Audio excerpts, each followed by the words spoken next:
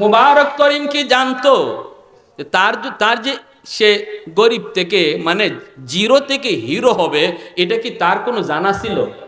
কিন্তু তার অন্তরে দৌলত ছিল তাকওয়া, খুদাবিতি, ঠিক কিনা? এই খুদাবিতির কারণে আল্লাহ মুহূর্তের ভিতরে জিরো থেকে তার হিরো বানায়া দিলেন। জিরো থেকে হিরো বানায়া দিলেন, আল্লাহ সম্পদশালী করে দিলেন, সুন্দরী স্ত্রী তারে দিয়া দিলেন। আল্লাহ পাক রব্বুল আলামিন বলে, বান্দা এই কথার উপরে ইয়াকিন করো, ইয়াকিন করো। তুমিও যদি আমি আল্লাহকে ভয় করে চলো, যেখানেই থাকো, যে অবস্থায় থাকো, জবাবদিহিতার জিন্দিগি যদি তুমি সামনে রাখো, যে আমার জীবনের প্রতিটা কাজের হিসাব আল্লাহর সামনে একদিন দিতে হবে, এই চিন্তা নিয়ে যদি তুমি চলো, তাহলে তোমার জীবনে যত মুসিবত আসবে, সমস্যা আসবে, আসতে পারে, সমাধান করব আমি আল্লাহ। আর রিজিকের ব্যবস্থাও করব এমন জায়গা থেকে যার কল্পনাও তোমার ছিল না। সুবহানাল্লাহ। এই মাদ্রাসা আমাদেরকে ওই জীবনের শিক্ষা দেয়, জবাবদিহিতার জীবন শিখায়, যে না দুনিয়ায়, এই দুনিয়া পরেই শেষ, না তা না, মরলেই শেষ তা না, মরার পরে আমার একটা জীবন রয়েছে, যেই জীবনটা হলো জবাবদিহিতার জিন্দিগি। এটা কোরআনের শিক্ষা। আমার ছেলেরে যদি মাদ্রাসায় পড়াই, নাতিটারে যদি মাদ্রাসায় পড়াই, তাহলে সে ওই জবাবদিহিতামূলক জিন্দিগি নিয়ে গড়ে উঠবে, সমাজের মানুষকে ওই জীবনের কথা সে বুঝাবে।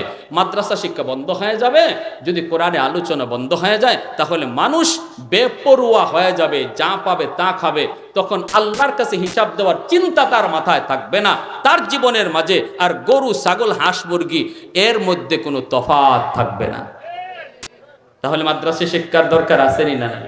কোরআনের শিক্ষা কারা কারা চাই? একটু হাত তুলে আল্লাহকে দেখায়। আল্লাহ তুমি কবুল করো, জোরে বলি আমিন।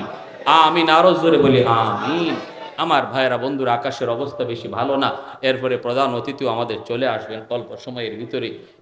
ভাইয়েরা, বন্ধুরা, কওমি মাদ্রাসা সরকারের কোনো সাহায্যে চলে না, চলে এলাকার মানুষের সহযোগিতায়, ঠিক না? হ্যাঁ, দারুল দেওবন্দ প্রতিষ্ঠাই হয়েছে এই উসুলের উপরে, যে কওমি মাদ্রাসা শুধু আল্লাহর উপরে ভরসা করবে, আর এর সহযোগী হবে জনগণ, এলাকাবাসী। এলাকাবাসী হাসরের ময়দানে একজন মানুষকে দেখেই একজন হাফেজে কোরআন দাঁড়ায় যাবে, খুব আল্লাহ আমি জান্নাতে পরে যাব, লোকটারে চিনি চিনি লাগে। আল্লাহ বলবেন, কেমনে চিনো? আল্লাহ চিনে ফেলছি, এই লোকটা আমি যে মাদ্রাসায় পড়ে হাফেজ হইছি, এই মাদ্রাসায় একদিন নিজের মাথায় করে এক বস্তা চাউল নিয়ে আইছিল।